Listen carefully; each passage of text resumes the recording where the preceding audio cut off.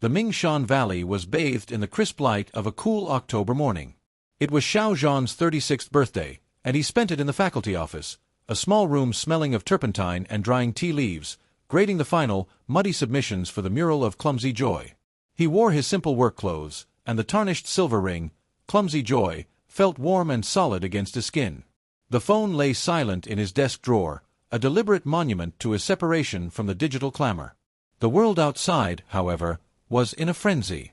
For the second year running, the global entertainment industrial complex waited for the star's move, anticipating the commercialization of his authentic phase. But Zhan was quiet. His focus was on the small, the local, the honest.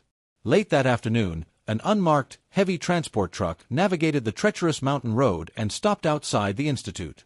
Two silent, masked men in plain black uniforms supervised the unloading of a single, enormous, meticulously sealed wooden crate.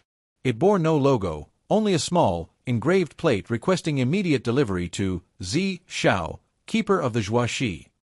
Professor Lin, the director, watched with suspicion, but the name on the plate satisfied her. She led the men to Zhan's temporary office. The men departed without a word, leaving the crate in the center of the small room, dwarfing the simple wooden desk. It was sealed with heavy steel bands and a complex, old-world combination lock. A simple, handwritten note was taped to the lid. Asterisk, the access code is the exact altitude, in meters, of the lowest point you ever doubted your worth. Be honest, keeper. Asterisk. Zhan stared at the lock, his heart beating a frantic, uneven rhythm. He knew immediately who the gift was from. Only one person could command this level of theatrical precision, technological secrecy, and deeply personal, almost painful honesty. Only one person understood that the biggest challenge to the flawed artist was confronting the depths of his own past fear. He closed his eyes, remembering the darkest moment of his cancellation, standing alone on that skyscraper balcony in the torrential rain, feeling the entire world turn on him. He had looked down at the street below, calculating the distance. He remembered the number, precise and cold. It was the height of his absolute nadir. Zhan opened his eyes and slowly, deliberately, punched the 9-digit number into the lock. The steel bands hissed and sprang open. The lid of the crate was heavy. When Zhan finally pushed it back, he was confronted with the first mind-blowing scene, a visual and emotional paradox that completely shattered his expectations. Inside the crate, nestled in perfectly sculpted black velvet, was not a finished golden object, but a carefully curated landscape of deconstructed triumphs. It was a collection of every major trophy and award Wang Yibo had ever won, his high-speed racing helmets, his international dance competition medals, his coveted industry accolades, but they had been meticulously, surgically dismantled. The golden statuettes were pulled apart, separated into base, torso, and wings. The racing helmets were sliced open, revealing the complex, sweaty padding beneath the pristine shell. The crystal plaques were shattered and glued back together with crude, visible lines of dark resin, creating a deliberate, aesthetic fracture, a symbolic kintsugi of achievement. Next to each item was a small, hand-typed card, signed only with a bold, simple Y. Asterisk next to a broken piece of his most famous racing helmet asterisk. This was the race I nearly broke my neck. I won by 0.009 seconds. The world saw speed. I remember the sweat that blurred my vision, the fear of failure, and the relief of being too exhausted to smile. Flaw, exhaustion. Asterisk next to the fractured Dance God Award asterisk. This routine took 10,000 hours. The camera caught the flip. It missed the 6 times I fell, the torn ligament, and the 10 minutes I sat in the corner, wanting to quit and be a chef. Flaw, near surrender. The message was staggering. Yibo, the master of precision, perfection, and public spectacle, had taken his own immaculate career and deconstructed it for his friend to see the flaws. He hadn't given Zhan a flawless gift. He had given him the ugly, truthful struggle that underpinned his own perfect image. It was the ultimate validation of Zhan's clumsy joy, a confession that perfection was a manufactured lie, even for Wang Yibo. Tears streamed down Zhan's face, not of sadness, but of overwhelming, profound understanding. This was the most expensive gift imaginable, because it cost Yibo his own carefully constructed facade of flawlessness. At the very bottom of the crate, beneath the dismantled relics, was a small, antique compass and a single sealed, water-stained piece of parchment. The parchment contained only a series of cryptic, coded instructions, each line referencing a past moment in their shared history, a specific longitude/latitude that corresponded not to a famous landmark, but to a forgotten, emotionally significant place. The final coordinates, written in permanent marker, pointed to an abandoned remote patch of land in the dead center of the country. The original, desolate film set, burned down years ago, where they had first truly met. The compass was already magnetized, pointing directly toward those final coordinates. The journey began immediately. Zhan didn't drive the Vespa.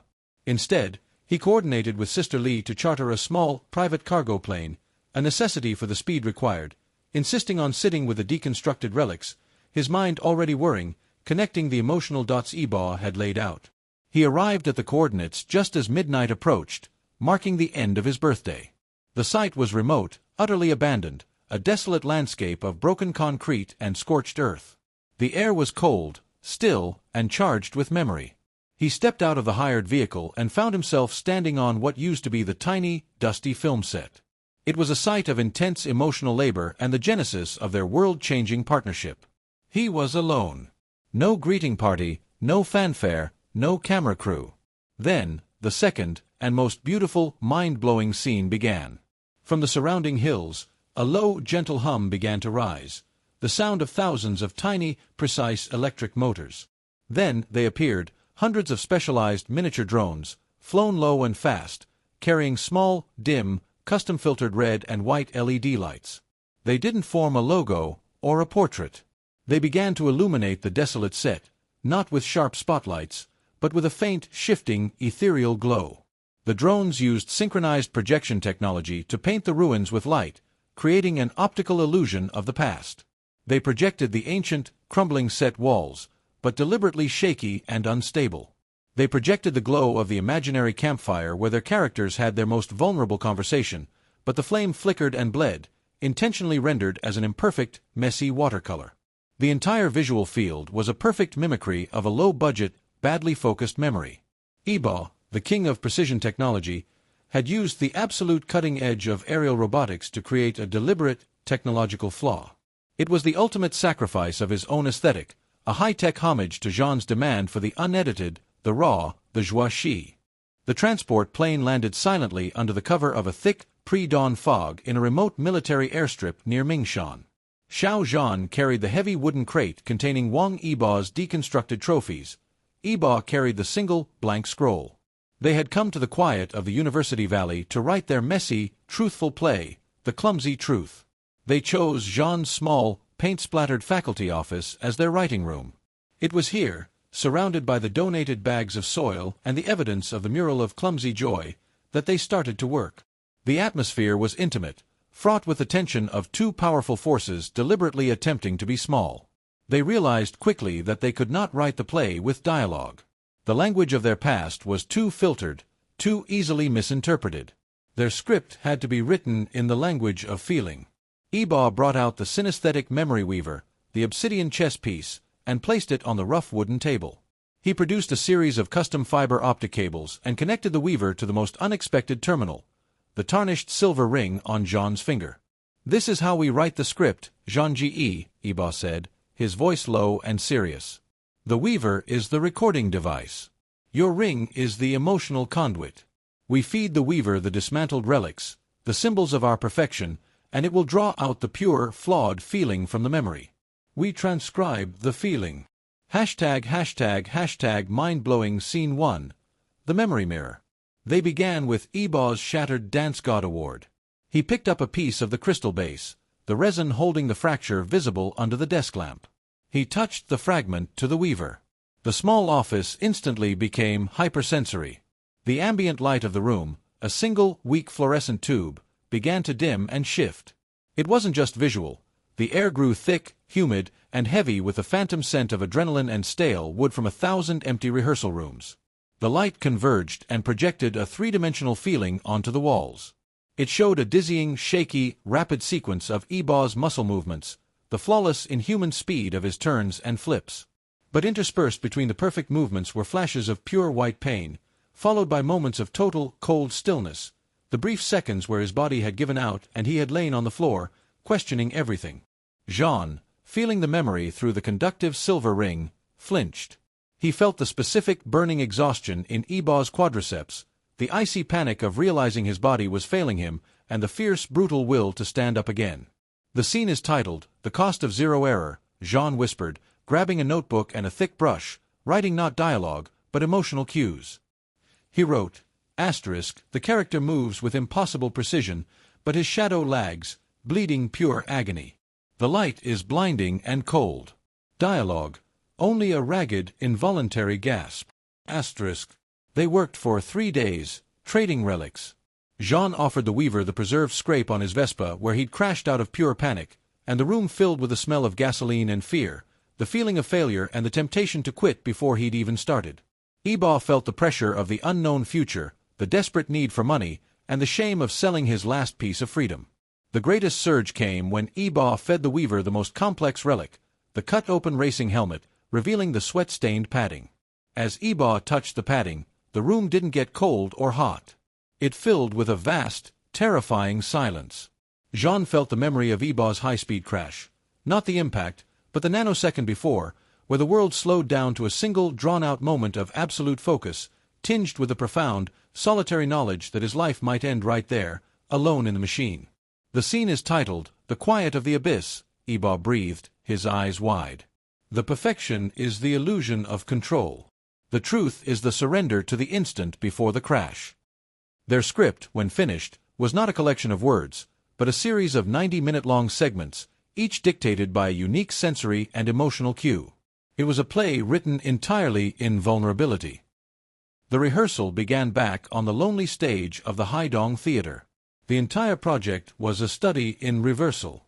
Zhan, the emotional actor, was tasked with portraying the machine, a character defined by relentless, cold precision, trying to move through life without leaving a single trace of feeling. Yibo, the master of physical discipline, was tasked with playing the ghost, a clumsy, perpetually stumbling figure who could never quite hold his form, whose movements were always slightly off balance, a perfect visual manifestation of joie. #mind-blowing scene 2. The physical paradox. The performance was maddening. When Yibo, the ghost, tried to stumble, his muscle memory was so finely tuned that the fall was aesthetically beautiful. It was still a perfect, controlled maneuver. He kept trying to look clumsy, but his body betrayed him by being impossibly graceful. He couldn't create an authentic flaw. "It's the curse of the perfect artist, Zhan Ji." Yibo yelled in frustration, throwing his hands up after executing a flawless, unintended roll out of a planned slip. "My flaw is that I cannot be clumsy. My body insists on being perfect, even when I tell it to break." Zhan, the machine, fared no better. His character was supposed to walk across the stage in a straight line, arms stiff, devoid of expression. But Zhan's profound, inherent empathy kept bleeding into the performance. His shoulders would slump with unintended weariness, his eyes would reflect the character's internal sadness, and his arms, despite his best effort, would subtly reach out, yearning for connection. He was too emotionally expressive to be truly precise. "And my flaw," Zhan replied, walking off his line, tearing off his stiff, tailored jacket, "is that I cannot be cold. I try to be the machine, but I just become a lonely man trapped in a terrible outfit."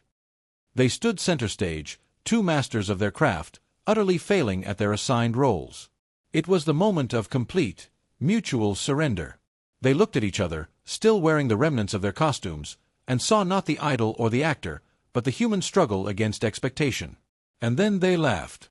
Not the polite, contained laughter of their past, but a pure, exhausted, breathless laughter that doubled them over, bouncing off the velvet seats of the empty theater. That laughter, full of failure and freedom, was the true clumsy joy. They realized the play wasn't about acting flawed, it was about letting the visible, agonizing struggle to meet the role become the performance itself. The play, The Clumsy Truth, finally premiered at midnight on the anniversary of Zhan's initial confession, a profound, non-commercial act of closure. The audience, as planned, was one. #mind-blowing scene 3. The single witness. The Haidong Theater was dark. The only illumination came from two industrial worklights placed on the stage floor, casting long, distorted shadows of the two men. Zhan, wearing the machine's jacket, now deliberately torn at the elbow by Yibo, moved with frustrated precision. Yibo, the ghost, moved with reluctant, stumbling grace. They performed their entire script of embodied emotions, the terror of silence, the exhaustion of effort, the ache of isolation.